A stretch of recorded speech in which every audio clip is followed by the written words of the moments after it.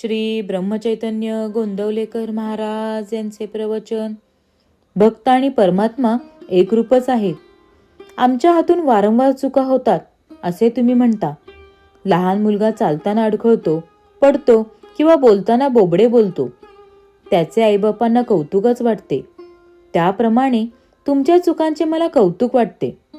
चुका सावरण्याच्या तुमच्या प्रयत्नाचेही तसेच कौतुक वाटते.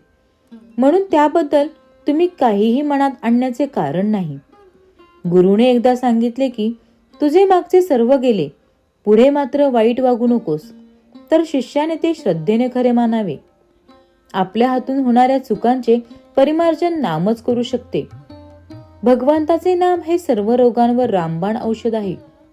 नामाचे हे औषध सतत थेंब थेंब पोटात गेले पाहिजे. ऑफिसमध्ये सुद्धा ते आपल्याबरोबर घेऊन जावे. विद्वान, अडाणी, श्रीमंत, गरीब सर्वांना हे औषध सारखेच आहे. जो पथ्य सांभाळून हे औषध घेईल त्याला गुण लवकर येईल. एखादा मुलगा मी विहिरीत उडी घेणार म्हणून हट्ट धरून बसला तर बापाने त्याचा हट्ट पुरवायचा का? त्याला समजावून किंवा तोंडात मारून तिथून बाजूला काढायचे. त्याप्रमाणे तुमचे विषय मागण्याचे हट्ट आहेत. खरा भक्त कधीही दुःखी कष्टी असत नाही, आपल्या समाधानात असतो. मग तो कितीही दरिद्री किंवा व्याधीग्रस्त असेना. अमुक एक हवे ते मिळाले नाही म्हणजे सामान्य माणसाला दुःख होते. भक्ताला कसलीही आस नसते, त्यामुळे त्याला दुःख नसते.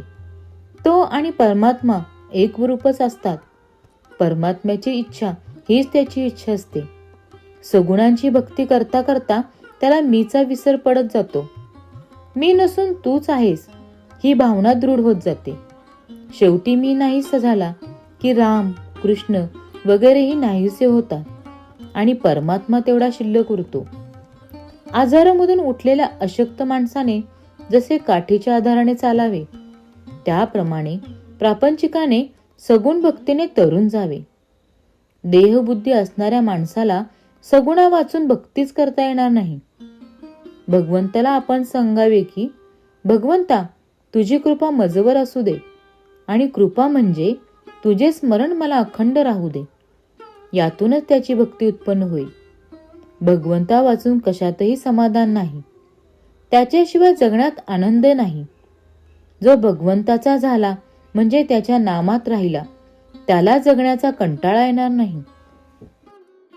श्रीराम जय राम जय जय राम. श्रीराम जय राम जय जय राम. श्रीराम जय राम जय जय राम. श्रीराम जय राम जय